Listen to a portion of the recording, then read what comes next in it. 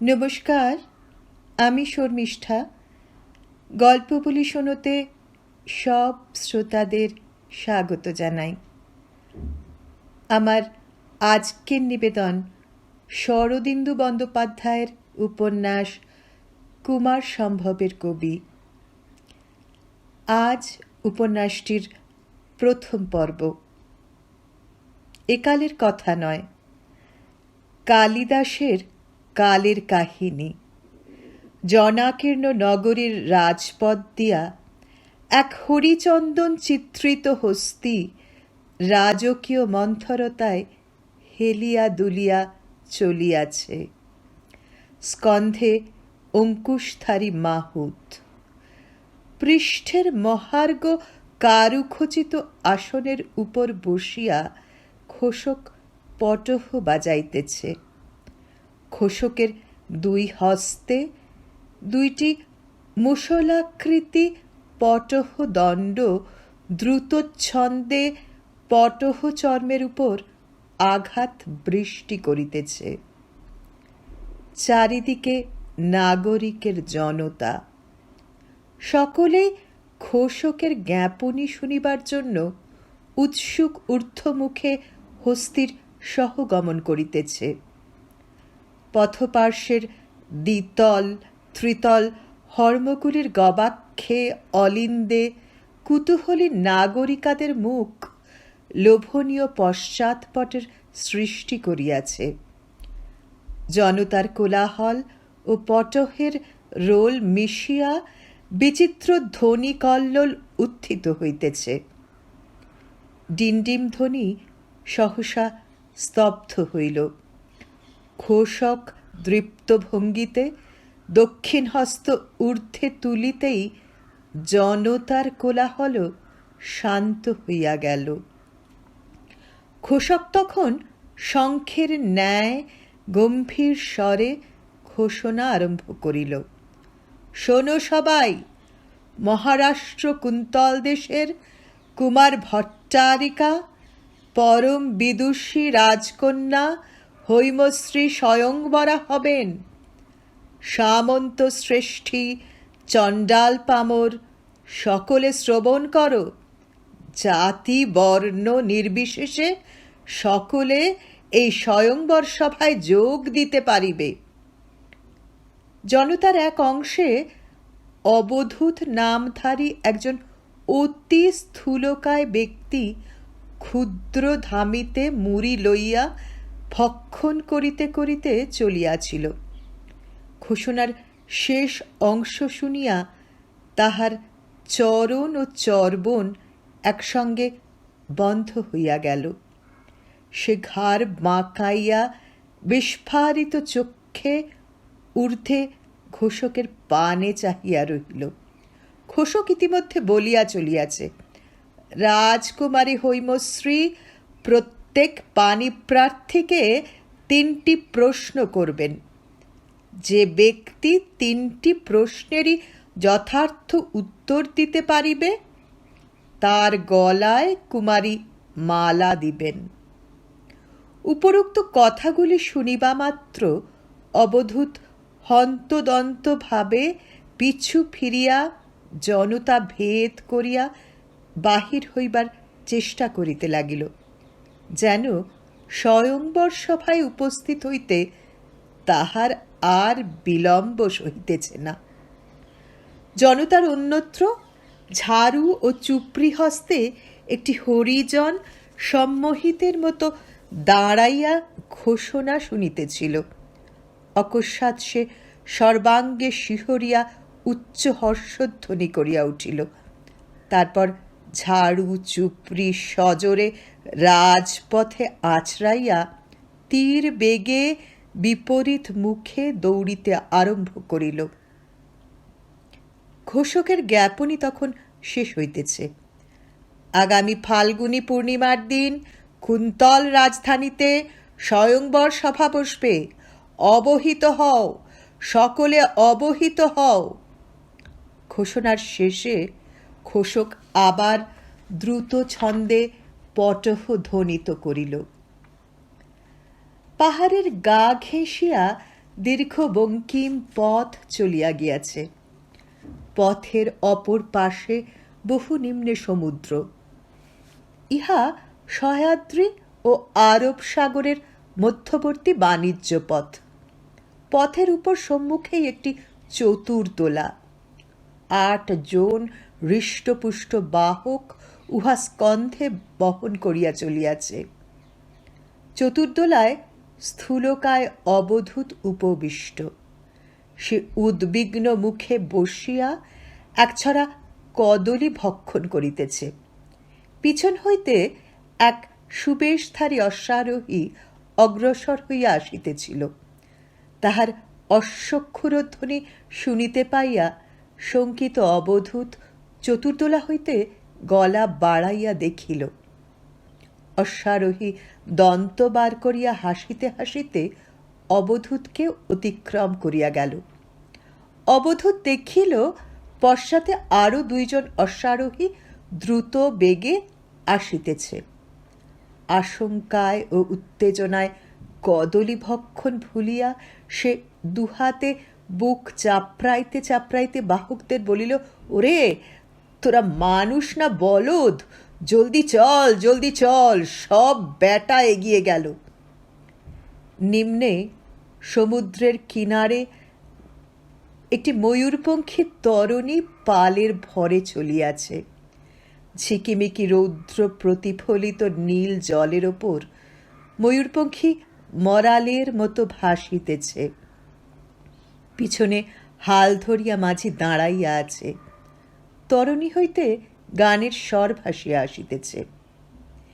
এই রূপে নানা পথ দিয়া নানা জাতীয় যানবাহন বহু যাত্রীকে লইয়া কুন্তল রাজধানীর অভিমুখে চলিয়াছে। রাজপুত্রদের মাথায় রাজকীয় শিরস্ত্রাণ আপন আপন স্বতন্ত্র গঠনের বিচিত্রতায় শিরস্ত্রাণধারীদের পরিচয় নির্দেশ করিতেছে। উচ্চপদস্থ সেনানীগণের বক্ষে লৌহ জালিক, কটিতে তরবারি। কাহারও সঙ্গে অনুচর আছে, কেহ একাকী যাইতেছে। সকলেরই গন্তব্যস্থান কুন্তল কুমারী হৈমশ্রী স্বয়ংবর সভা। কাননের মধ্যে একটি জলাশয়।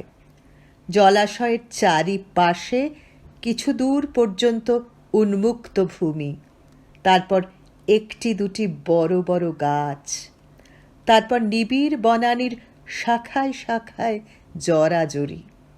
নিম্নে ছায়ান্ধকার, উপরে দূর প্রসারী পল্লবপুঞ্জের অঙ্গে দ্বিপ্রহরে খর সূর্যকিরণের প্রতিভাস। জলাশয়ের অনতি দূরবর্তী একটি বৃক্ষ হইতে কাঠঠোকরা পাখির আওয়াজের মতো একটি শব্দ আসিতেছে। ঠক ঠক ঠক ঠক। শব্দ অনুসরণ করিয়া অগ্রসর হইলে দেখা যায় বৃক্ষের নিম্নতন একটি শাখায় পা ঝুলাইয়া একটি মানুষ বসিয়া আছে, এবং যে শাখায় বসিয়া আছে তাহারই মূলে কুঠারাঘাত করিতেছে। মানুষটি অল্প বয়স্ক, 20-র বেশি বয়স হইবে না। অতি সুন্দর গৌরকান্তি যুবা, মুখে শিশুর সরলতা, হাসিটি নব বিস্ময় ও কৌতুকে ভরা, যেন এই মাত্র কোনো দৈব দুর্বিপাকে এই বিস্ময়কর পৃথিবীতে সে আসিয়া পড়িয়াছে। সাংসারিক জ্ঞান বা অভিজ্ঞতা তাহার বিন্দুমাত্র আছে বলিয়া মনে হয় না। যুবকের ঊর্ধ্বাঙ্গ নগ্ন, কেবল স্কন্ধে উপবীত আছে।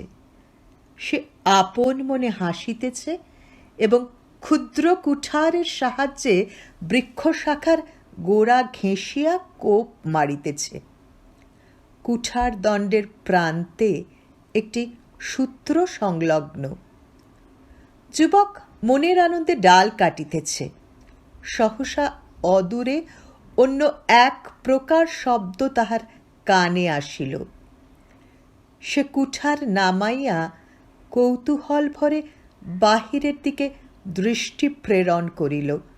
যে শব্দ যুবককে আকৃষ্ট করিয়াছিল তাহা বনভূমির সস্পাস্তরণের উপর মন্দীভূত অশ্বক্ষুরধ্বনি।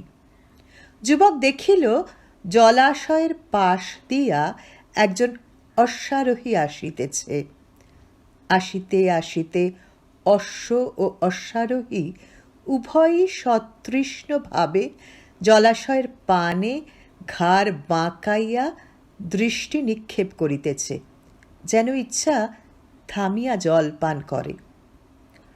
আরও নিকটবর্তী হইলে দেখা গেল অশ্বারোহীর বেশভূষা ঘর্মাক্ত ও ধূলি ধূসর হইলেও রাজোচিত, অশ্ব তদনুরূপ। আরোহীর বয়স অনুমান 40 বৎসর। মাংসল দেহ, গোলাকৃতি মুখ, মুখে শাসক সম্প্রদায় সুলভ আত্মাভিমান সুপরিস্ফুট।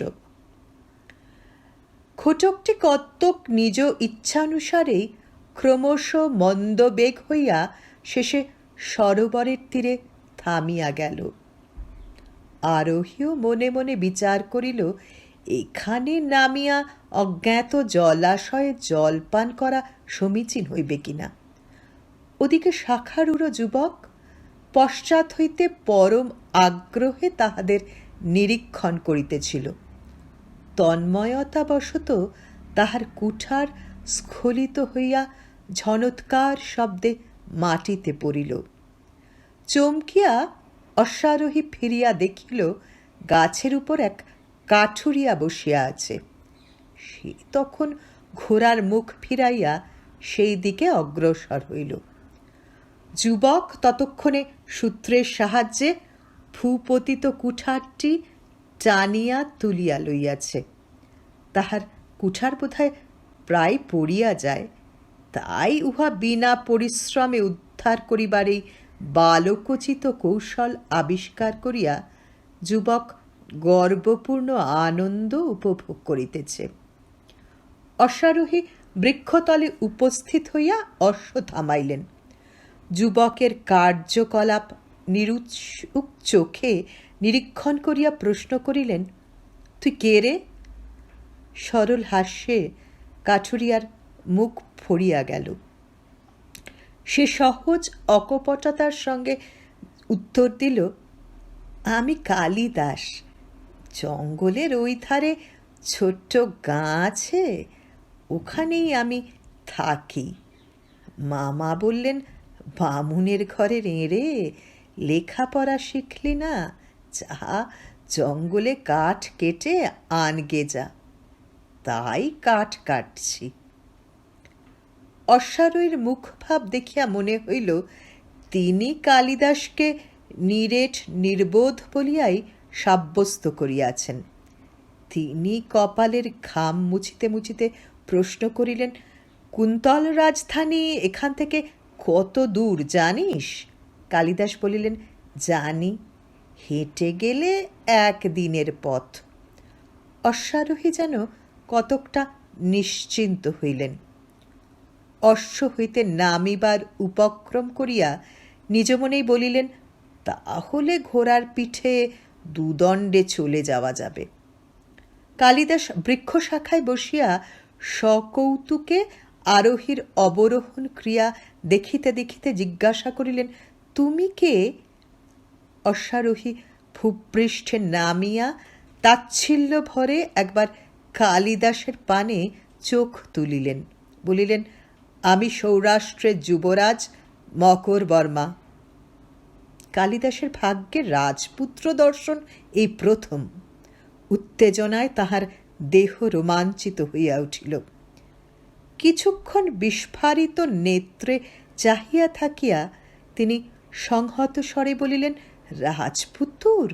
কিন্তু তোমার মন্ত্রীপুত্তুর, কোটালপুত্তুর, সৈন্য সামন্ত এরা সব কই? যুবরাজ ঈষৎ হাস্য করিলেন, বলিলেন, আমার দলবল সব পাকা রাস্তা দিয়ে যাচ্ছে, দেরি হয়ে যাচ্ছিল, আমি তাই জঙ্গলের রাস্তা ধরেছি। কালিদাস উৎসুক স্বরে প্রশ্ন করিলেন, তুমি বুঝি স্বয়ংবর সভায় যাচ্ছ? যুবরাজ ঘাড় নাড়িলেন। ইতিমধ্যে ঘোড়াটিকে তিনি কালিদাসের ঠিক নিচে গাছের একটি উপশাখায় বাঁধিয়া ফেলিয়াছেন এবং মস্তক হইতে ধাতুময় শিরস্ত্রাণটি মোচন করিয়া গাছের আরেকটি গোঁজের মতো ডালে ঝুলাইয়া রাখিয়াছেন। এখন ঘর্মাক্ত কুর্তাটি খুলিতে খুলিতে তিনি তাহার অভিপ্রায় ব্যক্ত করিলেন। বলিলেন, নাইতে হবে, ঘামে ধুলোয় কাপড় চোপড় সব নষ্ট হয়ে গেছে। তোদের ওই পুকুরটায় জল কেমন, ভালো? কালিদাস বলেন, হ্যাঁ, খুব ভালো। কুর্তা মাটিতে ফেলিয়া যুবরাজ নতুন বস্ত্রাদি বাহির করিতে প্রবৃত্ত হইলেন। ঘোড়ার পিঠে কম্বল আসনের নিচে বহুবিধ উৎকৃষ্ট পট্টবস্ত্রাদি পাট করিয়া রাখা ছিল। কম্বল তুলিয়া সেগুলি একে একে বাহির করিয়া যুবরাজ মকরবর্মা ঘোড়ার পিঠের উপরেই সাজাইয়া রাখিতে লাগিলেন। উদ্দেশ্য, স্নান সারিয়া সেগুলি পরিধানপূর্বক বরবেশে স্বয়ংবর সভায় যাত্রা করিবেন। তিনি আত্মগতভাবে বললেন, স্বয়ংবর সভায় যেতে হবে, যা তা পরে গেলে তো আর চলবে না। আজকালকার মেয়েদের আবার পোশাকের ওপর নজর বেশি। আমার প্রথম রানীকে যখন বিবাহ করেছিলাম তখন এত হাঙ্গামা ছিল না। কালিদাস সহস্রচক্ষু হইয়া এইসব বস্ত্র বৈভব দেখিতেছিলেন। প্রশ্ন করিলেন, তোমার বুঝি অনেক রানী? মকরবর্মা বলিলেন, না, বেশি আর কই, মাত্র 7টি। সোনালি জরির জুতো জোড়া গাছের তলায় খুলিয়া রাখিতে রাখিতে তিনি বলিলেন, হ্যাঁ, দেখ, কি নাম তোর? কালিদাস। আচ্ছা শোন, আমি পুকুরে নাইতে চললাম, তুই এগুলোর ওপর নজর রাখিস যেন জঙ্গলি কেউ এসে নিয়ে না পালায়, বুঝলি? কালিদাস ঘাড় কাত করিয়া সম্মতি জানাইলেন। যুবরাজ আর বিলম্ব না করিয়া সরোবরের দিকে চলিলেন, কিন্তু কিছু দূর গিয়া তাহার গতিরোধ হইল। তিনি ইতস্তত করিয়া ফিরিয়া তাকাইলেন। জুতা জোড়া মাটিতে পড়িয়া রহিল। যদি শ্রীগালে লইয়া পলায়ন করে। তিনি ফিরিয়া আসিয়া জুতা জোড়া শিরস্ত্রাণের সহিত গাছে ঝুলাইয়া রাখিলেন। গাছের উপর কালিদাস মুগ্ধ তন্ময়তার সহিত বিচিত্র সুন্দর আভরণগুলি নিরীক্ষণ করিতেছিলেন। যুবরাজ প্রস্থান করার পর তাহার চোখ দুটি দূরে যুবরাজের দিকে সঞ্চারিত হইল, আবার বস্ত্রগুলির দিকে ফিরিয়া আসিল, তারপর আবার যুবরাজের দিকেই প্রেরিত হইল। তারপর তিনি সন্তর্পণে হাত বাড়াইয়া শিরস্ত্রাণটি তুলিয়া লইলেন। মহানন্দে কিছুক্ষণ তাহা ঘুরাইয়া ফিরাইয়া দেখিবার পর তিনি সেটি নিজ মস্তকে পরিধান করিলেন। বাহ, একটুও বড় হয় নাই, যেন তাহারই মাপে প্রস্তুত হইয়াছিল। শানিত কুঠার ফলককে নিজ প্রতিবিম্ব দেখিয়া তাহার সর্বাঙ্গে উল্লসিত শিহরণ খেলিয়া গেল। অতঃপর জুতা জোড়াও তাহার শ্রীচরণে হইল। আরে, একটু আঁট হইয়াছে বটে, কিন্তু বেমানান হয় নাই। ওদিকে যুবরাজ তখন এক কোমর জলে দাঁড়াইয়া পরম আরামে স্নান করিতেছেন, নাক চিপিয়া জলে ডুব দিতেছেন, দুই হস্তে সবেগে অঙ্গ প্রত্যঙ্গ ঘর্ষণ করিতেছেন। কালিদাসের দিকে তাহার নজর নাই। কালিদাস কিন্তু ইতিমধ্যে একটি একটি করিয়া রাজবেশ অঙ্গে ধারণ করিতেছেন। বস্ত্র উত্তরীয় আংরাখা তাহার শ্রীঅঙ্গে শোভা পাইতে লাগিল। যুবরাজ মকরবর্মা ওদিকে আপন মনে স্নান করিয়া চলিয়াছেন। সর্বাঙ্গে রাজাভরণ পরিয়া কালিদাসের বুকে আনন্দ আর ধরে না, কিন্তু এত সাজসজ্জা করিয়া তো চুপ করিয়া বসিয়া থাকা যায় না, একটা কিছু করা চাই। শাখারূঢ় কালিদাস হঠাৎ কুঠারটি তুলিয়া লইয়া খটাখট ডাল কাটিতে আরম্ভ করিয়া দিলেন।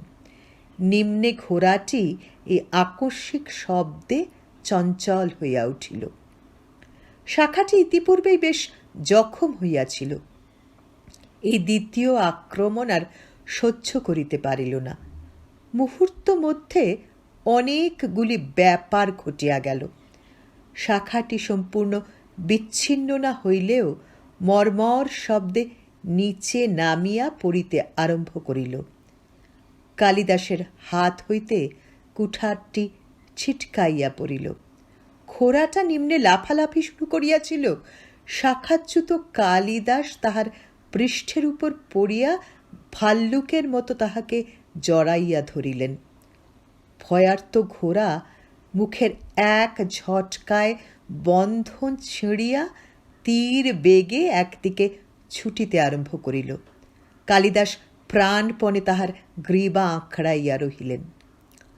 স্নানরত যুবরাজের কর্ণে শব্দ প্রবেশ করিতেই তিনি উত্তেজিত হইয়া সেই দিকে তাকাইলেন। যাহা দেখিলেন তাহাতে ঘোর উদ্বেগে হাঁচড় পাঁচড় করিয়া তিনি জল হইতে নিষ্ক্রান্ত হইলেন। সিক্ত বস্ত্রে দৌড়িতে দৌড়িতে যখন বৃক্ষতলে উপস্থিত হইলেন, তখন অশ্ব কাঠুরিয়াকে পৃষ্ঠে লইয়া বহু দূরে চলিয়া গিয়াছে। বনের মধ্যে কালিদাস অদৃশ্য হইয়া গেলেন। যুবরাজ মকরবর্মা হতভম্ব হইয়া কিয়ৎক্ষণ দাঁড়াইয়া রহিলেন। তাহার মুখে ক্রোধ ও হতাশার মিশ্রণে এক অপূর্ব অভিব্যক্তি ব্যঞ্জিত হইয়া উঠিল।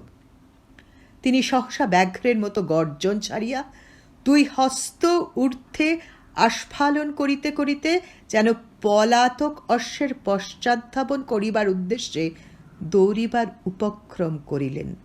কিন্তু তাহাকে এক পদ অগ্রসর হইতে হইল না। তাহার সিক্ত বস্ত্র হইতে জল ঝরিয়া মাটি কর্দমাক্ত হইয়া উঠিয়াছিল। প্রথম পদক্ষেপের সঙ্গে সঙ্গে যুবরাজ পা পিছলাইয়া সশব্দে মৃত্তিকার উপর উপবিষ্ট হইলেন। কুন্তল রাজধানীর কেন্দ্রস্থলে সাধারণের উপভোগ্য নগরোদ্যান। উদ্যান ঘিরিয়া চক্রাকার রাজপথ, রাজপথের অপর পার্শ্বে সারি সারি অট্টালিকা, বিপণী, মদিরাগৃহ, পতাকা ও তোরণমাল্যে ভূষিত হইয়া শোভা পাইতেছে। নগরোদ্যানের কেন্দ্রে একটি অতি সুদৃশ্য মর্মর নির্মিত কন্দর্প মন্দির। মন্দিরের দেওয়াল নাই, কেবল চারিটি স্তম্ভ। তাই বাহির হইতে কন্দর্পদেবের ধনুর্ধর মূর্তি দেখা যাইতেছে। স্থানে স্থানে নাগরিকদের উপবেশনের জন্য প্রস্তর বেদিকা আছে। উদ্যানের চারি প্রান্তে চারিটি প্রস্রবণ। উহার জল গোমুখ হইতে নিঃসৃত হইয়া বৃহৎ শ্বেত জলাধারে পড়িতেছে। এক ঝাঁক পারাবত উদ্যানভূমিতে বসিয়া নির্ভয়ে উঞ্চবৃত্তি করিতেছে। কুঞ্জের বিতান বাটিকায় নানা বর্ণের ফুল ফুটিয়া নব বসন্তের জয় ঘোষণা করিতেছে। আজ মদন উৎসব, তাহার উপর রাজকন্যার স্বয়ংবর। নগরের উত্তেজনা চতুর্গুণ বাড়িয়া গিয়াছে। নানা দিকদেশ হইতে বহু বিশিষ্ট ব্যক্তি এবং রাজন্যবর্গের সমাগমে নগরী গমগম করিতেছে। উদ্যান ও রাজপথের মধ্যবর্তী স্থানে অগণিত ফুলের দোকান বসিয়াছে। দারু নির্মিত ক্ষুদ্র ক্ষুদ্র প্রকোষ্ঠ চারিটি দণ্ডের উপর অবস্থিত। তাহার মধ্যে রাশিকৃত ফুল। ফুলের রাশির মধ্যে এক একটি যুবতী মালিনী বসিয়া আছে। তাম্বুল রঞ্জিত বিম্বাধরে হাসিয়া বিলাসী নাগরিকদের পুষ্পমাল্য, পুষ্পের অঙ্গদকুণ্ডল, শিরভূষণ বিক্রয় করিতেছে। পথে জনস্রোত আবর্তিত। মাঝে মাঝে উষ্ট্রের শাড়ি বাণিজ্যদ্রব্য বহন করিয়া উত্তুণ্ড অবজ্ঞা ভরে চলিয়াছে। দোলা চতুর্দোলারও অভাব নাই। সম্ভ্রান্ত পুরুষ ও মহিলাদের বহন করিয়া স্থান হইতে স্থানান্তরে যাতায়াত করিতেছে। সহসাই পথের উপর ক্ষণকালের জন্য একটি চাঞ্চল্যকর ঘটনা ঘটিয়া গেল। প্রধান পথটি হইতে কয়েকটি শাখাপথ বাহির হইয়া গিয়াছিল।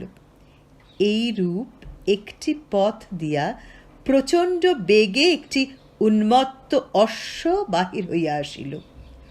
অশ্বের পৃষ্ঠে একজন আরোহী অতি কষ্টে নিজেকে জুড়িয়া রাখিয়াছে। ক্ষিপ্ত অশ্ব দেখিয়া পথের জনতা সভয়ে চারিদিকে ছিটকাইয়া পড়িল। একটি ফুলের দোকানের সম্মুখ পর্যন্ত আসিয়া অশ্ব দুই পায়ে দাঁড়াইয়া উঠিয়া গতিবেগ সংবরণ করিল। তারপর গতি পরিবর্তন করিয়া উগ্র বেগে অন্য একটি পথ দিয়া অদৃশ্য হইয়া গেল। অশ্ব ও অশ্বারোহী আমাদের পরিচিত। তাহারা অন্তর্হিত হইলে পথের কোলাহল ও উত্তেজনা স্বাভাবিক অবস্থায় ফিরিয়া আসিল। যে ফুলের দোকানটিকে অশ্ববর প্রায় বিমর্দিত করিয়া গিয়াছিল, তাহার অধিষ্ঠাত্রী মালিনী এতক্ষণে ফুলের স্তূপ হইতে মাথা তুলিয়া চাহিল। দোকানের সম্মুখে 3টি নাগরিক ছিলেন। ঘটকের আবির্ভাবের সঙ্গে সঙ্গে তাহারা কে কোথায় তিরোধান করিয়াছিলেন। এখন তাহাদের মধ্যে 2 জন দোকানের নিম্নদেশ হইতে গুঁড়ি মারিয়া বাহিরে আসিলেন। বেশভূষা কিছুটা অবিন্যস্ত হইয়া পড়িয়াছিল। তাহার সংস্কার করিতে করিতে ও জানুর ধুলা ঝাড়িতে ঝাড়িতে এক ব্যক্তি সশব্দে নিঃশ্বাস ত্যাগ করিলেন। বলিলেন, বাবা, রগ ঘেঁষে গেছে, আর একটু হলেই বুকের ওপর পা চাপিয়ে দিয়েছিল আর কি। দ্বিতীয় নাগরিক স্খলিত কর্ণভূষা আবার পরিধান করিতেছিলেন। বিরক্তি ভরে বলিলেন, অনেক রাজকুমারী তো স্বয়ংবরে এসেছে, কিন্তু এমন বেপরোয়া ঘোড়সওয়ার আগে দেখিনি। ভাগ্যে শ্রীমতীর দোকানের তলায় ঢুকেছিলাম, নইলে মুন্ডটি পিণ্ড করে দিয়ে চলে যেত। দোকানের মালিনী এবার কথা কহিল। উৎসুকভাবে বলিল, নিশ্চয় কোনো রাজকুমার, চিনতে পারলে না? এতক্ষণে তৃতীয় নাগরিকটি যেন কিছুই হয় নাই এমনিভাবে ফুলের পাখার বাতাস খাইতে খাইতে ফিরিয়া আসিলেন। মালিনীর প্রশ্নের উত্তর তিনিই দিলেন। অবজ্ঞায় ভ্রু তুলিয়া আর 2 জনের প্রতি দৃক্পাত করিয়া বিদ্রুপপূর্ণ স্বরে বলিলেন, চোখ চেয়ে থাকলে তো চিনতে পারবে। খোড়া দেখেই শ্রীমানদের পদ্মপলাশ নেত্র কমল কোরকের মতো মুদিত হয়ে গিয়েছিল যে। দ্বিতীয় নাগরিক বলিলেন, আরে যাও যাও, তুমি তো দৌড় মেরেছিলে, সরু সরু 1 জোড়া পা আছে কি না? মালিনী এই দেহতাত্ত্বিক আলোচনায় বাধা দিয়া তৃতীয় নাগরিককে জিজ্ঞাসা করিল, তুমি চিনতে পেরেছ বুঝি? তৃতীয় নাগরিক বলিলেন, চেনা আর শক্ত কি, এক নজর দেখেই চিনেছি। মাথার শিরস্ত্রাণটা দেখলে না? মালিনী বলিল, হ্যাঁ হ্যাঁ, শিরস্ত্রাণটা নতুন ধরনের, রোদ্দুরে ঝকঝক করে উঠল। তৃতীয় নাগরিক গম্ভীরভাবে বলিলেন, আর্যাবর্তের দাক্ষিণাত্যের সমস্ত রাজার রাজকীয় লাঞ্ছন আমার নখদর্পণে। ইনি হচ্ছেন সৌরাষ্ট্রের যুবরাজ। মালিনীর চক্ষু বিস্ফারিত হইল। সে বলিল, নিশ্চয়ই স্বয়ংবর সভায় গেলেন, তাই এত তারা। প্রথম নাগরিক হু হু করিয়া আনুনাসিক হাস্য করিলেন। বলিলেন, যতই তেরে যান, গুড়গুড় করে ফিরে আসতে হবে। সে বড় কঠিন ঠাঁই। রাজকুমারীর প্রশ্নের উত্তর কেউ দিতে পারছে না। তৃতীয় নাগরিকের নাসা অবজ্ঞায় স্ফুরিত হইল। বলিলেন, প্রশ্নের উত্তর দিতে হলে বিদ্যা এবং বুদ্ধি 2 দরকার, বুঝলে হে? অথচ যেসব রাজা রাজরা রথী মহারথ যাচ্ছেন, সত্যি কথা বলতে কি তাদের কোনোটাই নেই। দ্বিতীয় নাগরিক শ্লেষ ভরে বলিলেন, কিন্তু তোমার তো দুই আছে, তুমি গিয়ে সবাই ঢুকে পড়ো না। চণ্ডাল পামর কারুরই তো যেতে কোথাও মানা নেই। তৃতীয় নাগরিক ঈষৎ রুষ্ট মুখে চাহিলেন, তারপর সগর্ব মর্যাদার সহিত বলিলেন, যাব, আগে রাজা রাজরারা শেষ হয়ে যাক, তারপর যাব। দ্বিতীয় নাগরিক অট্টহাস্য করিয়া উঠিলেন। প্রথম নাগরিকের মুখে একটু বিমর্ষতার ছায়া পড়িল। তিনি বিষণ্ণ কণ্ঠে বলিলেন, আমিও যেতাম, কিন্তু সদর দেউড়িতে যে দুটো আখাম বা হাপসি খোলা তলোয়ার নিয়ে দাঁড়িয়ে আছে। রাজপ্রাসাদের সম্মুখস্থ তোরণ ও প্রতিহার ভূমি। তোরণ স্তম্ভের গর্ভে প্রতিহারদের জন্য বিরাম কক্ষ আছে। স্তম্ভের দুই পাশ হইতে কারুকার্য খচিত উচ্চ প্রাচীর প্রশস্ত প্রাসাদ ভূমিকে ঘিরিয়া রাখিয়াছে। দুজন ভীমকান্তি হাপসি মুক্ত কৃপাণ হস্তে তোরণ সম্মুখে প্রহরা দিতেছে। তাহাদের পশ্চাতে প্রায় 100 হস্ত দূরে রাজভবনের প্রথম মহল। তাহার পশ্চাতে অন্যান্য যে সকল মহল আছে, সম্মুখ হইতে সেগুলি দেখা যায় না। দূর রাজভবন হইতে নিষ্ক্রান্ত হইয়া একটি লোক তোরণের দিকে আসিতেছে দেখা গেল। লোকটি মহার্ঘ বেশভূষায় সজ্জিত, মস্তকে ধাতুময় শিরস্ত্রাণ।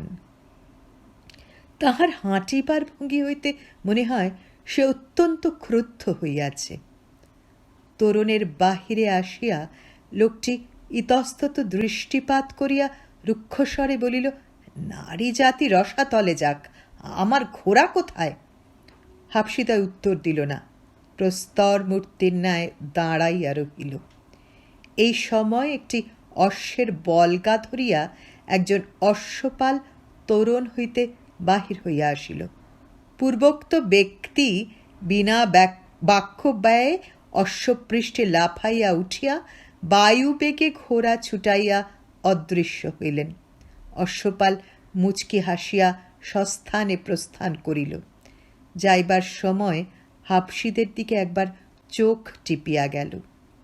এইবার বোধ করি অশ্বক্ষুর শব্দে আকৃষ্ট হইয়া একটি প্রবীণ ব্যক্তি বাহির হইয়া আসিলেন। ক্ষৌরিত মস্তকে সুস্পষ্ট শিখা, কর্ণে স্বরের লেখনী, হস্তে তালপত্রের পুস্তিকা। ইনি রাজ্যের পুস্তপাল। পুস্তপাল মহাশয় বিলীয়মান অশ্বারোহীর দিকে একবার দৃক্পাত করিয়া নিরোৎসুক কণ্ঠে হাপসিদের জিজ্ঞাসা করিলেন, বিদর্ভ রাজকুমার চলে গেলেন? বিশদ হাস্যে হাপসিদয়ের সুকৃষ্ণ মুখমণ্ডল দ্বিধা বিভক্ত হইয়া গেল। তাহারা যুগপৎ মস্তক সঞ্চালন করিতে লাগিল। পুস্তপাল মহাশয় গম্ভীর মুখে কর্ণ হইতে লেখনী লইয়া পুস্তিকায় লিখিতে লিখিতে উচ্চারণ করিলেন, বিদর্ভ কুমার অর্থাৎ 49 সংখ্যা। এইবারে আস্তে আস্তে আমরা কুন্তল কুমারী হৈমশ্রীর স্বয়ংবর সভায় প্রবেশ করিতে পারি। বৃহৎ সভাগৃহ, এত বৃহৎ যে 500 লোক অনায়াসে তাহাতে বসিতে পারে। গোলাকৃতি কক্ষ, প্রাচীর সাধারণ কক্ষ হইতে চতুর্গুণ উচ্চ। প্রাচীরের নিম্নভাগে নানাবিধ পৌরাণিক ঘটনার চিত্র অঙ্কিত রহিয়াছে। ঊর্ধ্বে ছাদের প্রায় নিকটে আলিশার মতো প্রশস্ত মঞ্চ প্রাচীর বেষ্টন করিয়া আছে। তাহার উপর শূলধারী 2 জন হাপসি রক্ষী ঘুরিয়া বেড়াইতেছে।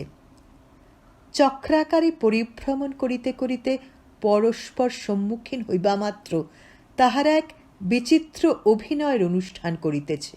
স্কন্ধ হইতে শূল নামাইয়া যেন পরস্পর আক্রমণ করিবার উপক্রম করিতেছে। তারপর উভয়ে উভয়কে মিত্র বলিয়া চিনিতে পারিয়া শূল স্কন্ধে তুলিয়া আবার বিপরীত মুখে পরিক্রমণ আরম্ভ করিতেছে। তাহাদের অভিনয় বস্তুত অহিংস হইলেও দেখিতে অতি ভয়ঙ্কর। সভাগৃহের মধ্যস্থলে মণিকুট্টিমের উপর একটি সুবৃহৎ চক্রাকার বেদী, ভূমি হইতে মাত্র এক ধাপ উচ্চ। মূলত ইহা রাজসভায় সিংহাসন রক্ষার জন্য পট্টবেদিকা, কিন্তু রাজসভা স্বয়ংবর সভায় রূপান্তরিত হওয়ায় সিংহাসন অন্তর্হিত হইয়াছে। এই বেদীর সম্মুখে অল্প দূরে আর একটি অর্ধচন্দ্রাকৃতি ক্ষুদ্র বেদিকা। ইহা রাজার সহিত ভাষণ প্রার্থী মান্য অতিথির জন্য নির্দিষ্ট।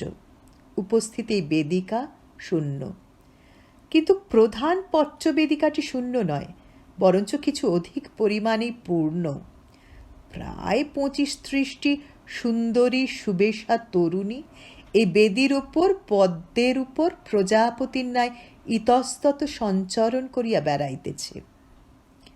বেদির স্থানে স্থানে স্বর্ণস্থালিতে মালা, পুষ্প, চন্দন, শঙ্খ, লাজ ইত্যাদি সজ্জিত রহিয়াছে। তরুণীরা কলকণ্ঠে গল্প করিতেছে, হাসিতেছে, তাম্বুল চর্বণ করিতেছে। কেহ বা বেদির উপরে অর্ধশয়ান হইয়া অলস অঙ্গুলি সঞ্চালনে বীণার তন্ত্রীতে মৃদু আঘাত করিতেছে। বেদির এক পাশে দীর্ঘ স্বর্ণদণ্ডের শীর্ষে 2টি শুকপক্ষী চরণে শৃঙ্খল পরিয়া বসিয়া আছে। একটি তরুণী মৃণাল বাহু তুলিয়া তাহাদের ধানের শীষ খাওয়াইতেছেন। এই তরুণীর মুখাবয়ব পশ্চাৎ হইতে দেখা না গেলেও তাহার দেহের ও গ্রীবার মর্যাদাপূর্ণ ভঙ্গিমা হইতে অনুমান হয় যে ইনি রাজকন্যা হৈমশ্রী। আর একটি যুবতী বেদির কিনারায় বসিয়া গভীর মনোসংযোগে কজ্জলমস্যি দিয়া ভূমির ওপর আঁক কষিতেছে। অন্য কোনো দিকে তাহার দৃষ্টি নাই। মুখে উদ্বেগ ও শঙ্কা পরিস্ফুট। অবশেষে অঙ্ক শেষ করিয়া যুবতী হতাশা ব্যঞ্জক মুখ তুলিল, হৃদয় ভারাক্রান্ত নিঃশ্বাস ছাড়িয়া বলিল, 49। যুবতীর কণ্ঠস্বরে রাজকুমারী পক্ষীদণ্ডের দিক হইতে ফিরিলেন। এতক্ষণে তাহার মুখ দেখা গেল। এতগুলি সম্ভ্রান্ত কুলোদ্ভবা রূপসীর মধ্যে তিনি যে প্রধানা তাহা তাহার মুখের প্রতি একবার দৃষ্টিপাত করিলে আর সন্দেহ থাকে না। অভিমান, তীক্ষ্ণ বুদ্ধি, বৈদগ্ধ সৌকুমার্য মিশিয়া মুখে অপূর্ব লাবণ্য যেন ঝলমল করিতেছে।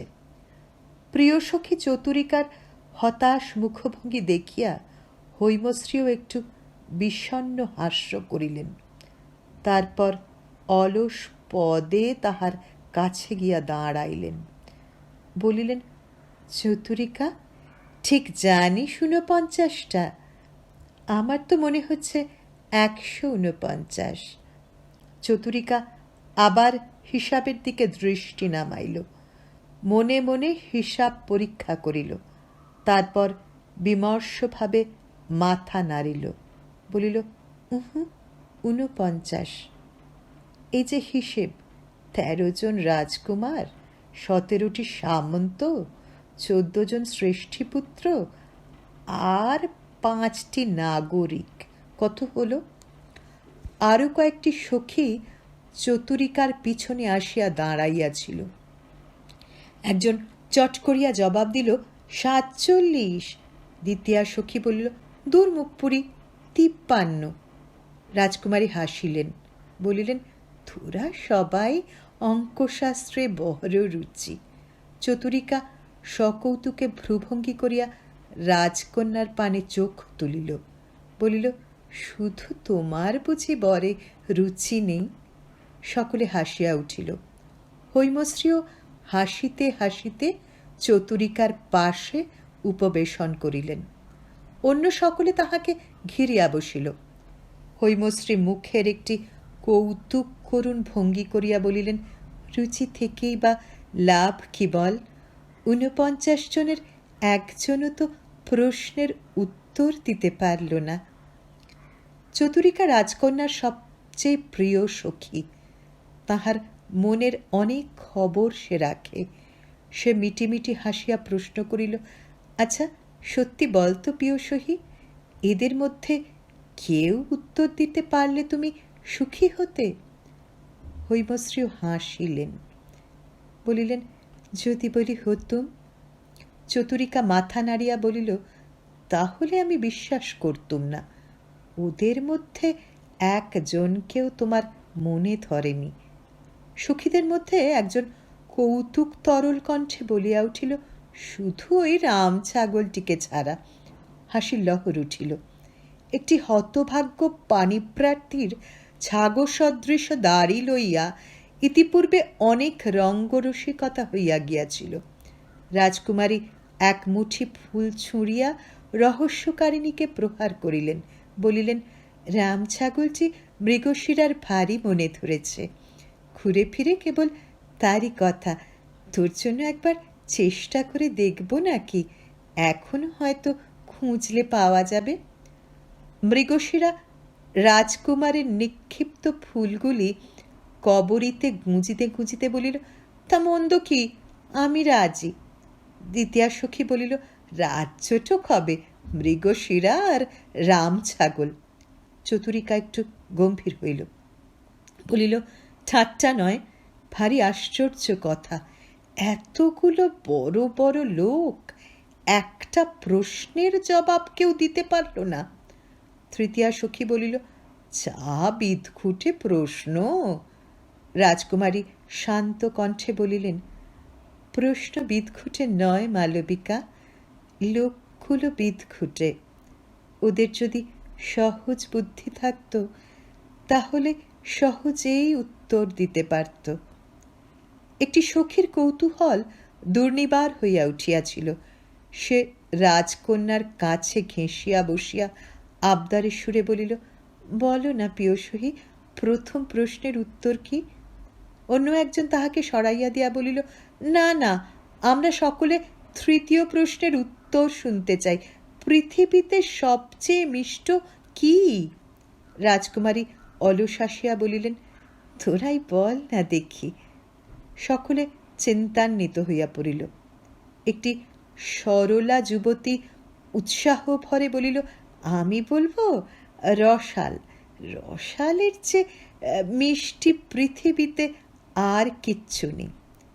মৃগশিরা মুখ তুলিল, বলিল, আমি বুঝেছি, আখ, ইক্ষুদণ্ড। আখের চেয়ে মিষ্টি আর কি বাজ? আখ থেকেই তো যত সব মিষ্টি জিনিস তৈরি হয়। বিদ্যুল্লতা আপত্তি তুলিল, বলিল, তাহলে মধু হবে না কেন? মধুই বা কি দোষ করেছে? হ্যাঁ প্রিয়সখী, মধু নয়। হৈমশ্রী হাসিয়া উঠিলেন, বলিলেন, দূর হ, পেটুকের দল। কিন্তু আর তো পারা যায় না। মাথার উপর ৪৯ পবনের নৃত্য হয়ে গেল, আর কি সহ্য হবে? তিনি ম্রিয়মান চক্ষে চতুরিকার পানে তাকাইলেন। বিদ্যুল্লতা সান্ত্বনার সুরে বলিল, এরই মধ্যে হাঁপিয়ে পড়লে চলবে কেন? এখনো তো সমস্ত দিন পড়ে আছে। হৈমশ্রী অধীরভাবে মাথা নাড়িলেন, বলিলেন, তা নয়, কিন্তু আর্যাবর্তের এত অধঃপতন হয়েছে, এক অশিক্ষিতা মেয়ের ৩টি সামান্য প্রশ্নের উত্তর কেউ দিতে পারছে না। চতুরিকা মুখভঙ্গি করিল, বলিল, তুমি অশিক্ষিতা মেয়ে? বাবা, চতুষ্ষষ্ঠী কলা শেষ করে বসে আছো। বনজ্যোৎস্না রাজকুমারীকে আশ্বাস দিবার চেষ্টা করিল, বলিল, হতাশ হইও না প্রিয়সখী, এখনো অনেক আসবে, কেউ না কেউ ঠিক উত্তর দিয়ে ফেলবে। হৈমশ্রী বলিলেন, উঠন্তি মূল পত্তনে চেনা যায়। যারা আসবেন তারা ওই রাম ছাগলেরই ভাইরা ভাই। তার চেয়ে যদি আমি আমার সুখসারীকে প্রশ্ন করত, ওরা ঠিক উত্তর দিতে পারত। চতুরিকা বলিল, তবে তাই করো, সব হাঙ্গামা চুকে যাক, ঘরের মেয়ে ঘরেই থাকবে, শ্বশুর বাড়ি আর যেতে হবে না। তাহলে মহারাজকে তাই বলি, কি বলো? রাজকুমারী বিমনাভাবে মৃদু হাসিলেন। বাহিরে তোরণের প্রতিহার ভূমিতে কৃপান্ধারী হাপসিদয় পূর্ববৎ দাঁড়াইয়াছিল। অনেকক্ষণ কেহ আসে নাই। সহসা সম্মুখে চাহিয়া হাপসিরা আরো সতর্ক হইয়া দাঁড়াইল। যাহাকে দেখিয়া হাপসিরা সতর্ক হইয়াছিল সে আর কেহ নয়, আমাদের অশ্বারূঢ় কালিদাস। নগরের বহু স্থান ঘুরিয়া উন্মত্ত ঘটক অবশেষে রাজপ্রাসাদের দিকে উল্কার বেগে ছুটিয়া আসিতেছে। কালিদাস ঘোড়ার কেশর ধরিয়া কোনো মতে টিকিয়া আছেন। ঝড়ের মতো ঘোড়া হাপসিদয়ের সম্মুখে আসিয়া পড়িল। হাপসিরাও প্রস্তুত ছিল। ডাল কুত্তার মতো লাফ দিয়া দুই দিক হইতে ঘোড়ার বলগা চাপিয়া ধরিল। হাপসিদের কালো দেহে অসুরের শক্তি। ঘোড়ার অধিক আস্ফালন করিতে পারিল না, শান্ত হইয়া দাঁড়াইল। কালিদাস অমনি পিছলাইয়া ঘোড়ার ঘর্মাক্ত পৃষ্ঠ হইতে নামিয়া পড়িলেন। দীর্ঘকাল একটা উদ্দাম অসংযত ঘোড়ার পিঠে মরিবাঁচিভাবে আঁকড়াইয়া থাকিবার পর কালিদাসের মানসিক ক্রিয়াকলাপ প্রায় লুপ্ত হইয়া গিয়াছিল। তিনি কেবল ফ্যাল ফ্যাল করিয়া তাকাইতে লাগিলেন। অশ্বপাল আসিয়া অশ্বটিকে লইয়া গেল। পুস্তপাল মহাশয় ব্যস্ত সমস্তভাবে প্রকোষ্ঠ হইতে বাহির হইয়া আসিলেন। কালিদাসকে দেখিয়া সসম্ভ্রমে অভ্যর্থনা করিলেন, আসুন আসুন কুমার। কালিদাস থতমত খাইয়া বলিলেন, আমি আমি পুস্তপাল বলিলেন, পরিচয় দিতে হবে না সৌরাষ্ট্র কুমার, আপনার শিরস্ত্রাণ কে না চেনে, আসতে আজ্ঞা হোক। এই দিকে মহামন্ত্রী প্রতীক্ষা করছেন। পুস্তপাল আমন্ত্রণের ভঙ্গিতে দুই হস্ত ভিতরের দিকে প্রসারিত করিলেন। হতবুদ্ধি অবস্থায় কালিদাস পুস্তপালের সঙ্গে রাজতোরণ মধ্যে প্রবেশ করিলেন। রাজপুরীর প্রথম ভবনে মহামন্ত্রী যুক্ত করে কালিদাসকে সংবর্ধনা করিলেন। শীর্ণকায় তীক্ষ্ণচক্ষু বৃদ্ধ মহা আড়ম্বরে সম্ভাষণ আরম্ভ করিলেন। স্বাগতম শুভাগতম অষ্টোত্তর শ্রীযুক্ত পরম ভট্টারক পরম ভাগবত সৌরাষ্ট্র কুমারের জয় হোক।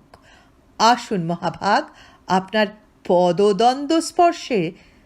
কালিদাস সম্মোহিতভাবে শুনিতে শুনিতে এতক্ষণে কেবল পদ শব্দটি বুঝিতে পারিলেন, কিন্তু পদদ্বন্দ্ব কি বস্তু তিনি ত্রস্তভাবে নিজের পায়ের দিকে চক্ষু নামাইলেন। পদদ্বন্দ্ব? মহামন্ত্রী স্মিত মুখে বলিলেন, পদযুগল। কালিদাস তথাপি বিভ্রান্ত, বলিলেন, পদযুগল? মহামন্ত্রী সপ্রশংস মুখে একটু হাস্য করিলেন, বলিলেন, কুমার দেখছি পরিহাস প্রিয়। পদদ্বন্দ্ব অর্থাৎ পদযুগল অর্থাৎ দুটি পা। কালিদাসের মুখের মেঘ কাটিয়া গেল। ওহ, দ্বন্দ্ব মানে তাহলে দুটি, তাই আপনি পদদ্বন্দ্ব বললেন। মহামন্ত্রী আসিয়া কালিদাসের বাহু ধরিলেন। রসিক ও কৌতুকী রাজপুত্র এ জগতে বড়ই বিরল। বৃদ্ধ স্মিত হাস্যে বলিলেন, বৃদ্ধের সঙ্গে পরিহাস করবেন না কুমার, রসালাপের যোগ্যতর স্থান কাছেই আছে। আসুন আপনাকে রাজকন্যার কাছে নিয়ে যাই। স্বয়ংবর সভায় বহুক্ষণ কোনো পাণিপ্রার্থী শুভাগমন হয় নাই। এই অবকাশে সখীদের মধ্যে রঙ্গরস জমিয়া উঠিয়াছিল।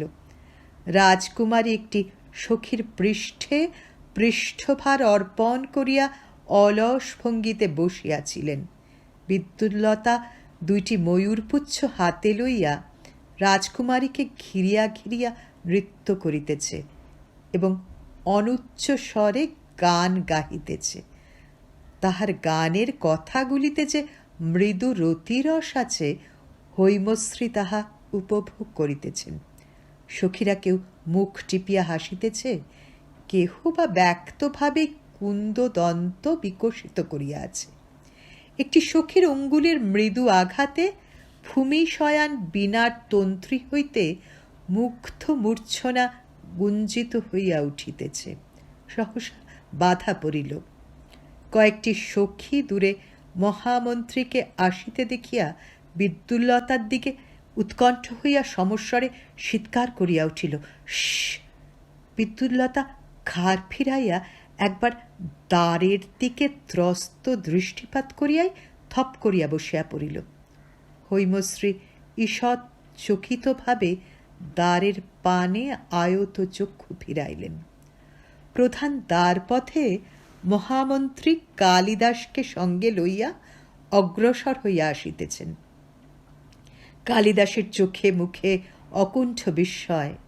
মাঝে মাঝে কোনো একটি সুন্দর কারুকার্য দেখিয়া তাহার মন্থর গতি রুদ্ধ হইয়া যাইতেছে। মহামন্ত্রী তাহার বাহু স্পর্শ করিয়া আবার তাহাকে সম্মুখে পরিচালিত করিতেছেন। উভয় দ্বিতীয় বেদির উপর আসিয়া দাঁড়াইলেন। কালিদাস সম্মুখস্থ যুবতী যূথের প্রতি সুস্মিত বিস্ময় তাকিয়া রহিলেন। সখীরাও ইতিমধ্যে উঠিয়া দাঁড়াইয়াছিল এবং সহস্র চক্ষু লইয়া এই মুকুটধারী পরম সুন্দর যুবা পুরুষকে নিরীক্ষণ করিতেছিল। রাজকুমারী একবার চক্ষু তুলিয়া আবার চক্ষু নত করিয়াছিলেন। তাহার মুখের নিরুৎসুক ঔদাসীন্য অনেকখানি কাটিয়া গিয়াছিল। বলা বাহুল্য, এমন কান্তিমান পাণিপ্রার্থী ইতিপূর্বে স্বয়ংবর সভায় পদার্পণ করে নাই। মহামন্ত্রী মহাশয় একবার গলা ঝাড়া দিয়া দক্ষিণ হস্তখানি অভয় মুদ্রার ভঙ্গিতে তুলিলেন। বলিলেন, স্বস্তি। পরম ভট্টারক শ্রীমান সৌরাষ্ট্রকুমার রাজকুমারীর প্রশ্নের উত্তর দিতে এসেছেন। শুভমস্তু, শুভমস্তু। রাজকুমারী দুই করতল যুক্ত করিয়া বুক পর্যন্ত তুলিলেন। চোখ দুটি ঈষৎ উঠিয়া আবার নত হইল। বাহিরে কিছু প্রকাশ না পাইলেও তিনি যেন অন্তরে অন্তরে বিচলিত হইয়া উঠিয়াছেন। জোয়ারের জলস্পর্শে খাটে বাঁধা তরণীর মতো। এদিকে মহামন্ত্রী কালিদাসকে চক্ষু দ্বারা ইশারা করিতেছেন মাথা হইতে শিরস্ত্রাণটি খুলিয়া ফেলিতে, কিন্তু কালিদাস ইঙ্গিতটা ঠিক ধরিতে পারিতেছেন না। মহামন্ত্রী তখন তাহার কানের কাছে মুখ লইয়া গিয়া মৃদুস্বরে কথা বলিলেন। কালিদাস তাড়াতাড়ি শিরস্ত্রাণ খুলিয়া ফেলিলেন, কিন্তু ওটা রাখিবেন কোথায়? এদিক ওদিক স্থান না পাইয়া শেষে মহামন্ত্রীর হাতে ওটা ধরাইয়া দিয়া সহাস্য মুখে রাজকুমারীদের দিকে ফিরিলেন। কালিদাসের শিরস্ত্রাণ মুক্ত মুখমণ্ডল দেখিয়া যুবতীদের মুণ্ড ঘুরিয়া গেল। তাহারা নিঃশ্বাস সংবরণ করিয়া দেখিতে লাগিল। এক ঝাঁক খঞ্জন যেন কোন মায়াবীর মন্ত্রকুহকে স্থির চলৎশক্তিহীন হইয়া গিয়াছে। শেষে মৃগশিরার থাকিতে না পারিয়া সখীর কানে কানে বলিল, কি চমৎকার চেহারা ভাই, যেন সাক্ষাৎ কন্দর্প। এমন আর কখনো দেখেছিস? আশেপাশের দুই তিনজন চাপা গলায় বলিয়া উঠিল, শশ। চতুরিকা রাজকুমারীর মনের ভাব বুঝিয়াছিল। সে তাহার কানের কাছে মুখ লইয়া হ্রস্ব কণ্ঠে বলিল, মহেশ্বরের কাছে মানত করো, এবার যেন আর না ফসকায়। রাজকুমারী মুখ টিপিয়া হাসিলেন, আঙুল দিয়া ঠেলিয়া চতুরিকাকে পাশে সরাইয়া দিলেন। চতুরিকা বড় প্রগল্ভা। প্রশ্ন করিতে বিলম্ব হইতেছে। সৌরাষ্ট্রকুমারকে কতক্ষণ দাঁড় করাইয়া রাখা যায়। মহামন্ত্রী আর একবার গলা ঝাড়া দিয়া বলিলেন, কুমারী, কুমার ভট্টারক নিজের ভাগ্য পরীক্ষার জন্য প্রস্তুত হয়েছেন, আপনি এবার প্রশ্ন করুন। রাজকুমারী মুখ তুলিলেন। কালিদাসের সঙ্গে তিনি ঠিক মুখোমুখিভাবে দাঁড়াইয়াছিলেন না, একটু পাশ ফিরিলেন। এখন মনোরম গ্রীবাভঙ্গি সহকারে তিনি একবার কালিদাসের দিকে মুখ ফেরাইলেন, তারপর আবার সম্মুখ দিকে চাহিয়া অনুচ্চ স্পষ্ট স্বরে বলিলেন, প্রথম প্রশ্ন হচ্ছে, জগতে সবচেয়ে শক্তিমান কি? সখীরা এতক্ষণ একদৃষ্টে রাজকুমারীর পানে চাহিয়াছিল, এখন যন্ত্র নিয়ন্ত্রিতবৎ একসঙ্গে কালিদাসের পানে মুণ্ড ফিরাইল। কালিদাস কিন্তু ইত্যবসরে অন্যমনস্ক হইয়া পড়িয়াছেন। চারিদিকে এত মহার্ঘ বৈচিত্র্য ছড়ানো রহিয়াছে যে চক্ষু বিভ্রান্ত হইলে দোষ দেওয়া যায় না। তিনি রাজকুমারীর প্রশ্ন করার ব্যাপারটা ভালোরূপ অনুধাবন করিয়াছিলেন কিনা তাহাতেও সন্দেহ আছে। মহামন্ত্রী তাহার ভাব দেখিয়া মনে করিলেন ইহা সৌরাষ্ট্রদেশীয় রসিকতার একটি অঙ্গ। তিনি সসম্ভ্রমে প্রশ্নের পুনরুক্তি করিয়া কালিদাসের মনোযোগ আকর্ষণ করিলেন। বলিলেন, কুমারী প্রশ্ন করেছেন, জগতে সবচেয়ে শক্তিমান কি? কালিদাসের চক্ষুযুগল এই সময় বিস্ময় বিমুগ্ধভাবে ঊর্ধ্বে উঠিতেছিল। হঠাৎ তাহার মুখে ভয়ের ছায়া পড়িল।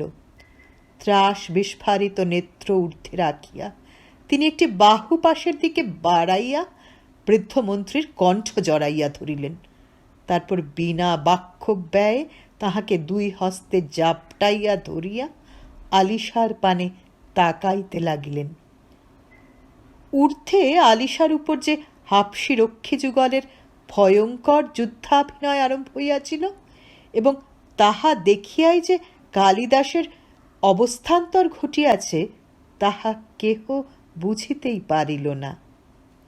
বৃদ্ধ মহামন্ত্রী উত্তক্ত হইয়া ভাবিলেন, সৌরাষ্ট্র দেশের রাজকীয় রসিকতা ক্রমশ চরমে উঠিতেছে। গলা ছাড়াইবার চেষ্টা করিতে করিতে তিনি বলিলেন, প্রশ্নের উত্তর দিন কুমার। ব্যাপারটা বেশি দূর গড়াইতে পারিল না।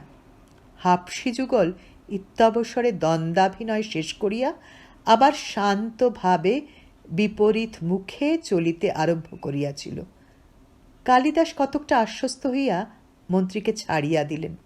ক্ষুব্ধ মন্ত্রী কণ্ঠের ঘাম মুছিতে মুছিতে পুনশ্চ বলিলেন, এইবার প্রশ্নের উত্তর। কিন্তু কালিদাস কিছু কহিবার পূর্বেই রাজকুমারী কথা কহিলেন। বিনার ঝঙ্কারের ন্যায় ঈষৎ কম্পিত কণ্ঠে বলিলেন, প্রথম প্রশ্নের যথার্থ উত্তর পেয়েছি। সকলে অবাক। উত্তেজিত সখীর দল রাজকুমারীকে ভালো করিয়া ঘিরিয়া ধরিল। চতুরিকা বলিয়া উঠিল, হ্যাঁ, কি উত্তর পেলে? কুমারীর গণ্ড দুটি ঈষৎ অরুণাভ হইল। তিনি ঈষৎ গ্রীবা বাঁকাইয়া স্পষ্ট অথচ সংবৃত কণ্ঠে বলিলেন, প্রশ্নের উত্তর হচ্ছে ভয়। কুমার অভিনয়ের দ্বারা যথার্থ উত্তর দিয়েছেন। সখীর দল সশব্দে নিঃশ্বাস ছাড়িয়া কালিদাসের দিকে ফিরিল। কালিদাস মন্ত্রীর পানে চাহিয়া একটু বিহ্বলভাবে হাসিতেছেন। কোন দিক দিয়া কি হইয়া গেল ধারণা করিতে পারিতেছেন না। মন্ত্রীও কতকটা বোকা বনিয়া গিয়া ঘাড় চুলকাইতে লাগিলেন। রাজকুমারী কথা কহিলেন, তাহার মুখচ্ছবিতে একটু উদ্বেগ দেখা দিয়াছে। কি জানি কুমার দ্বিতীয় প্রশ্নের সঠিক উত্তর দিতে পারিবেন কিনা। কিন্তু তাহার কণ্ঠস্বর তেমনি সংযত এবং আবেশহীন হইয়া রহিল। তিনি বলিলেন, এবার দ্বিতীয় প্রশ্ন। দ্বন্দ্ব হয় কাদের মধ্যে? প্রশ্ন করিয়াই রাজকুমারী কালিদাসের পানে একটি উৎকণ্ঠা মিশ্র দৃষ্টি প্রেরণ করিলেন। কালিদাস এবার প্রস্তুত ছিলেন। প্রশ্ন শুনিয়া তাহার মুখ হর্ষোৎফুল্ল হইল। তিনি মন্ত্রীর পানে কৌতুক কটাক্ষপাত করিয়া তর্জনী তুলিলেন, যেন ইঙ্গিতে বলিতে চাহিলেন যে এ প্রশ্নের সমাধান তো পূর্বেই হইয়া গিয়াছে।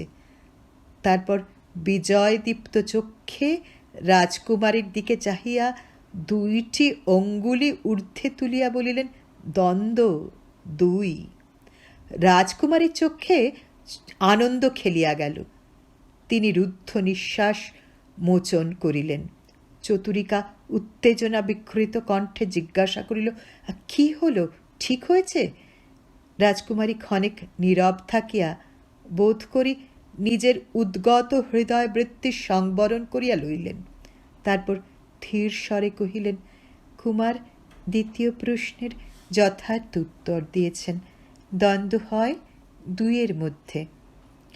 সভাকক্ষের ভিতর একটা উত্তেজনার ঝড় বইয়া গেল।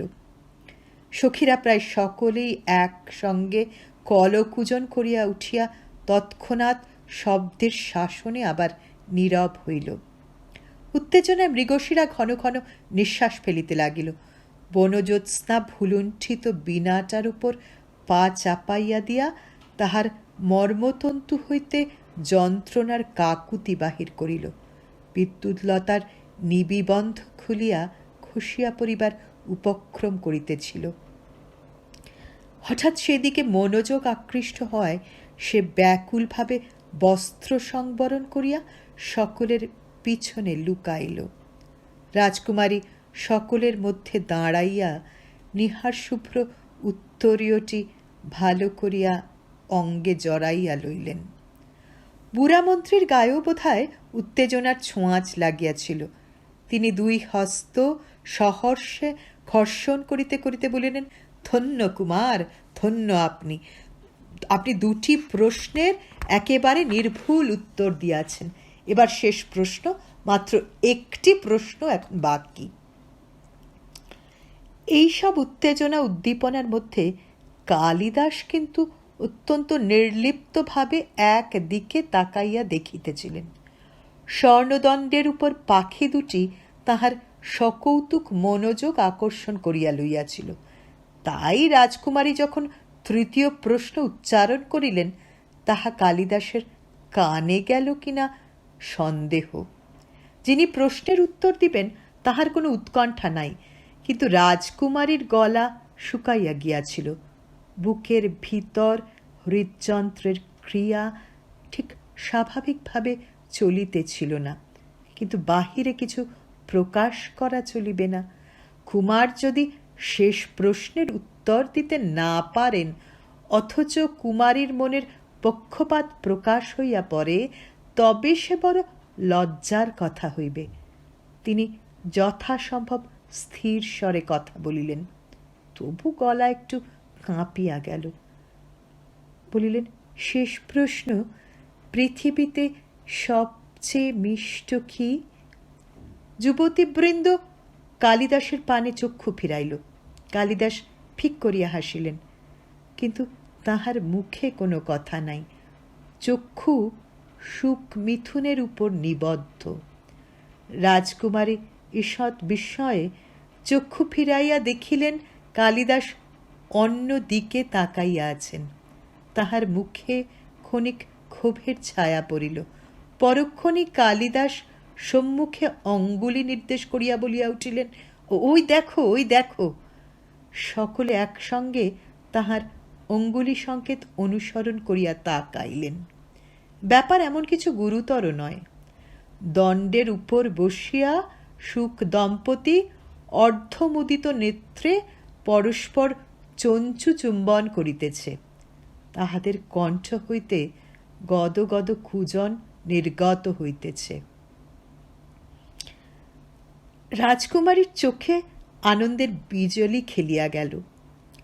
তিনি কালিদাসের পানে সভ্রুভঙ্গ একটি কটাক্ষ নিক্ষেপ করিয়া সলজ্জ রক্তিম মুখখানি নত করিয়া ফেলিলেন।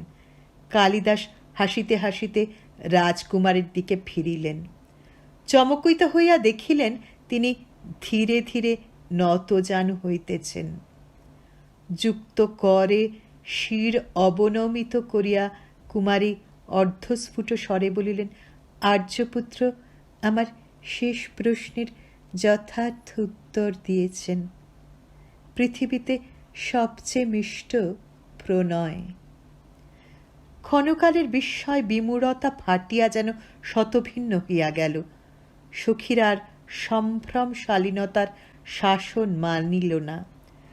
চিৎকার, হুড়াহুড়ি, অঞ্চল উত্তরীয়ের উৎক্ষেপে তাহাদের প্রমত্ত উল্লাস একেবারে বাহ্যজ্ঞান শূন্য হইয়া পড়িল। রাজকুমারী উঠিয়া দাঁড়াইতে 4-5 জন ছুটিয়া গিয়া তাহাকে একসঙ্গে জড়াইয়া ধরিল। কয়েকজন মুঠি মুঠি লাজ লইয়া সকলের মাথার উপর বৃষ্টি করিতে লাগিল। একজন ঘন ঘন শঙ্খ বাজাইয়া তুমুল শব্দ তরঙ্গের সৃষ্টি করিল। যাহারা অবশিষ্ট রইল তাহাদের মধ্যে কেহ কেহ পরস্পর হাত ধরিয়া ঘুরিয়া ঘুরিয়া নাচিতে লাগিল। অন্য কয়জন পরস্পর আঁচল টানিয়া কবরী খুলিয়া দিয়া কপট কলহে হৃদয়াবেগ লাঘব করিতে প্রবৃত্ত হইল। মহামন্ত্রী কালিদাসের 2 হাত চাপিয়া ধরিয়া গদগদ কণ্ঠে বলিলেন, ধন্য কুমার, ধন্য আপনার কূটবুদ্ধি। আমি মহারাজকে সুসংবাদ দিতে চললাম। বলিয়া তিনি দ্রুত পদে সভা হইতে নিষ্ক্রান্ত হইয়া গেলেন। চতুরিকা বেদীর কিনারায় ঊর্ধ্বমুখী হইয়া দাঁড়াইয়া 2 হাত নাড়িয়া উপরিস্থিত হাপ্সিরক্ষীকে ইশারা করিতেছিল। মুখের কাছে সম্পুটিত করপল্লব যুক্ত করিয়া জানাইতেছিল, শিঙা বাজাও, বিষাণ বাজাও, নগরীতে সংবাদ দাও, রাজকন্যা পতিবরণ করিয়াছেন। দেখিতে দেখিতে নগরময় রাষ্ট্র হইয়া গেল। রাজকন্যা পতিবরণ করিয়াছেন। নগরোদ্যানে আনন্দ বিহ্বল নাগরিকেরা ছুটিয়া আসিয়া সমবেত হইল। নৃত্য গীত আরম্ভ হইয়া গেল, যেন সকলের গৃহেই আজ পরম উৎসব। নগরোদ্যান বেষ্টনকারী পথের উপর দিয়া এক সুসজ্জিত হস্তি চলিয়াছে। চারিদিকে বিপুল জনতা। হস্তিপৃষ্ঠে আসীন ঘোষক চিৎকার করিয়া 2 বাহু আস্ফালন করিয়া বোধ করি রাজকুমারীর স্বয়ংবর সংক্রান্ত কোনো রাজকীয় বার্তা ঘোষণা করিতেছে। কিন্তু জনতার কলকোলাহলে কিছুই শোনা যাইতেছে না। ঘোষকের পশ্চাতে বসিয়া দ্বিতীয় এক পুরুষ মুঠি মুঠি স্বর্ণমুদ্রা চারিদিকে ছড়াইতেছে। নিম্নে সোনা কুড়াইবার জন্য হুড়াহুড়ি, মারামারি। ক্রমে রাত্রি হইল। রাজপুরীর পূজা মন্দিরে অগ্নি সাক্ষী করিয়া কুমারী হৈমশ্রীর সহিত কালিদাসের বিবাহ হইল। রাত্রি গভীর হইতেছে। আকাশে পূর্ণচন্দ্র, দীপান্বিতা নগরী, সৌথে সৌথে আলোকমালা, গীতবাদ্যে সুগন্ধি অগরু ধূমে বাতাস আমোদিত। সর্বাঙ্গে দীপালঙ্কার পরিয়া রাজপুরী সখী পরিবৃতা প্রধানা নায়িকার ন্যায় শোভা পাইতেছে। রাত্রি যত বাড়িতেছে, উৎসাহ উত্তেজনা ততই মন্থর রসঘন হইয়া আসিতেছে। নায়ক নায়িকার নিভৃত মিলনের আর বিলম্ব নাই। শুনছিলেন শরদিন্দু বন্দ্যোপাধ্যায়ের উপন্যাসের প্রথম পর্ব। উপন্যাসটির নাম কুমার সম্ভবের কবি। কাল আবার নিয়ে আসব দ্বিতীয় পর্ব। সঙ্গে থাকুন, মতামত জানান, চ্যানেলটি সাবস্ক্রাইব করুন। নমস্কার।